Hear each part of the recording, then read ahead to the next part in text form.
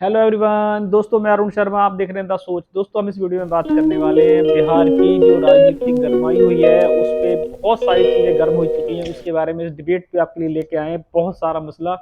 तो दोस्तों, मुद्दे की बात पे आते हैं और डिबेट को शुरू करते हैं। बिहार की राजनीति की बात कर लेते हैं, रामविलास पासवान की बात कर लेते हैं, स्वर्गीय, जिनके पुत्र चिराग पासवान चर्चाओं में हैं और वो अपने चाचा पशुपति पारस से काफ़ी चर्चाओं में चल रहे हैं। चिराग पासवान की बात कर लेते हैं। इनके फादर ने तो राजनीति में बहुत नाम कमाया और वो शुरू से एनडीए सरकार के साथ रहे। जब एनडीए कुछ नहीं थी तब भी वो एनडीए के साथ बुरे टाइम में भी थे, अच्छे टाइम में भी रहे और काफ़ी अच्छे अच्छे पदों पे रहे। रामविलास पासवान की बात करें तो वो दिग्गज नेताओं में जाने जाते थे। बिहार की राजनीति में बहुत बड़ी नाम था उनका, तूती बोलती थी। रेलवे मिनिस्टर भी रहे और उन्होंने काफ़ी जगत में नाम कमाया। उसके बावजूद एनडीए सरकार में उनका काफ़ी अच्छा बोलबाला था। जो पद चाहते थे वो उनको आसानी से मिल जाता। हाजीपुर सीट से उन्होंने रिकॉर्ड तोड़ अपनी विजेता हासिल करते रहे और नाम कमाया। कुछ दिनों पहले इनको स्वर्गवास हो गया। उसके बावजूद 2019 की बात कर लेते हैं। आसपास जब इलेक्शन हुए तो हाजीपुर से इनके बेटे हैं चिराग पासवान, जो फिल्म इंडस्ट्री में भी उन्होंने काफ़ी हाथ पांव मारे, काफ़ी जगह अपना नाम कमाने की कोशिश की, पर वो फिलहाल अभी कहीं कामयाब नहीं हुए। पर जब बिहार में इलेक्शन आया उनके फादर की मृत्यु के बाद तो उनको बीजेपी ने बाहर का रास्ता दिखा दिया। बीजेपी और उनकी जिस प्रकार से रामविलास पासवान का बीजेपी में तू तू बोलती थी, उनके लड़के को किसी ने महत्व नहीं दिया और वो उन्होंने अपनी पार्टी बनाने की घोषणा करी और उन्होंने अपनी पिताजी की पार्टी के दो पार्ट कर दिए। एक तरफ चाचा जी चले गए, एक तरफ उनके पुत्र आ गए। चाचा जी से उनका काफी नाम खराब रहा। उन्होंने कहा कि मैं चाचा जी से पार्टी का चिन्ह ले लूंगा, ये ले लूंगा, वो ले लूंगा, पर वो कुछ हासिल नहीं कर पाए। उनके चाचा जी को कैबिनेट में जगह मिली पर उन्हें कुछ नहीं मिला। उन्होंने फिर अपनी हसरत पूरी करने के लिए इलेक्शन में हाथ पांव मारे और उनकी बहुत करारी हार हुई। करारी हार के साथ एक दो सीटें वो जो ला सकते थे वो लाए, कुछ नहीं कर पाए। नाम चिराग रखा पर बुझते नजर आए। अब उनके पास दोबारा से, पर उनको लास्ट इलेक्शन में नीतीश कुमार से उनका 36 का आंकड़ा रहा। 36 जब आंकड़ा रहा तो नीतीश कुमार ने उनको वोट कटुआ कह दिया कि ये बीजेपी के साथ में, अगर हमारे साथ नहीं है तो ये हमारे वोट काट रहा है। तो इस बार वो फिलहाल जब वो इलेक्शन हारे तो मोदी जी की तारीफ करते नजर आए कि मैं मोदी जी का भक्त हूँ, मुझे मोदी जी ले लो। ऐसे कोई बयान उन्होंने मीडिया में दिए। तो इस बार जब 36 दल बनाने की जब एनडीए सरकार को जरूरत पड़ी तो एनडीए सरकार ने उनको एक न्योता भेजा। जेपी नड्डा जी ने उनको बुलाया, मुलाकात की और अपनी पार्टी में जोड़ लिया। अब कसरत यहाँ स्टार्ट हो गई है कि जो उनके चाचा जी हैं वो ऑलरेडी बीजेपी एनडीए सरकार में समर्थन दे चुके हैं, पहले से ही हैं, और वो हाजीपुर सीट के लिए वो स्टिल हैं। अब जो चिराग जी हैं वो एनडीए सरकार में मोदी जी के पांव छू के भी आ गए, सब कुछ कर लिया, पार्टी ज्वाइन भी कर ली, पर वो कह रहे हैं कि मैं हाजीपुर सीट से ही लड़ूंगा। अब बीजेपी के लिए समस्या का कारण बनेंगे चाचा एंड भतीजा। एक तरफ तो शिंदे, वहां देखा जाए महाराष्ट्र गवर्नमेंट में अजित पवार शरद पवार चाचा भतीजा का फाइट चल रहा है। अगर अब बिहार में बात कर ले तो चाचा भतीजा यहाँ पे भी आ गए।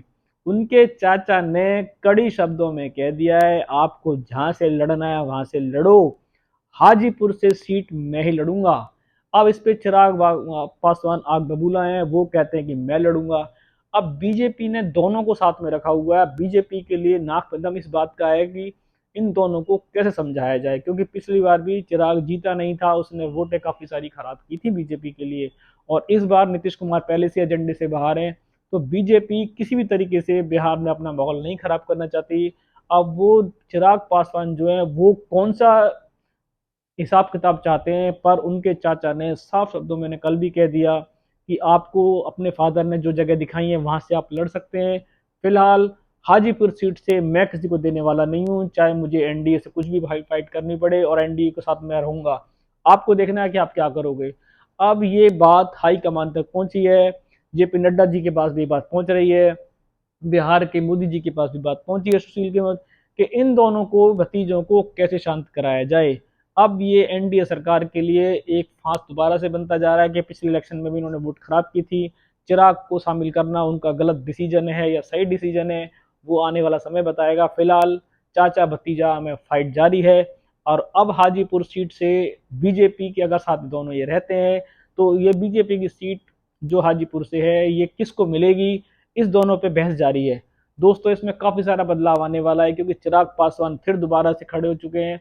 चाचा वहीं के वहीं खड़े हैं और वो अपनी बात, दोनों अपनी अपनी बातों को मानने के तैयार नहीं। अब बीजेपी इनको कौन सा मंत्र देगी, कौन सी पोजीशन देने के लिए दोनों राजी होंगे, अभी हाजीपुर की सीट इनके हाथ में है और हाजीपुर की सीट से चिराग को लड़ाएंगे या चाचा जी को लड़ाएंगे, ये मुद्दे का विषय है। इस मुद्दे पे जेपी नड्डा जी की फोकस बनी हुई है, बीजेपी के मैनेजर सुशील कुमार मोदी जी मुद्दे पे बने हुए हैं, और इससे अगर दोनों में फूट पड़ती है तो ये बीजेपी के लिए नुकसानदायक साबित होगा। पर बीजेपी इस पे कड़ी नजर बनाए हुए है, इन दोनों में से एक तोड़ निकालना होगा। दोस्तों, ये बिहार की राजनीति फिलहाल चाचा भतीजा से गर्म आ गई है। इस पे अभी कुछ एक फैसला आना बाकी है। इस पे काफी सारे चेंज ओवर होने वाले हैं कि चिराग को किस तरीके से मूवमेंट चेंज करा जाएगा। क्या चिराग को दोबारा से बीजेपी बनाने में सफल होगी, या जो चाचा जी हैं उनको कुछ और मंत्र दिया जाएगा। अब ये दोनों जेपी नड्डा जी के दरबार में ही होगा कि इन दोनों को क्या दिया जाए और क्या ना दिया जाए। फिलहाल चाचा जी हाजीपुर पे अपना कब्जा बनाए हुए हैं, भतीजे उस पर कुछ कर पाएंगे या नहीं कर पाएंगे, ये बीजेपी के लिए सोचने का विषय है। दोस्तों, अगर आप चैनल में पहली बार हैं तो आप इस चैनल को सब्सक्राइब कर सकते हैं।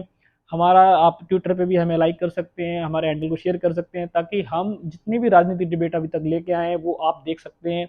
और बहुत सारी राजनीतिक डिबेट आपको प्रतिदिन हमारे चैनल में मिलने वाली है। आप इस चैनल में मिल सकते हैं द सोच पे, और हमारा स्वास्थ्य जो हैंडल है आप ज्वाइन कर सकते हैं। दोस्तों, इस जो चाचा भतीजा की जो फाइट गरमाई हुई है, इस पे अभी काफ़ी सारी प्रतिक्रिया आनी है। बीजेपी को डिसीजन लेगी, इस पे कुछ भी नया अपडेट होगा हम आपको टाइम से पहले बताएंगे। मिलते हैं दोस्तों नई डिबेट के साथ, तब तक अपना ध्यान रखें। नमस्कार दोस्तों।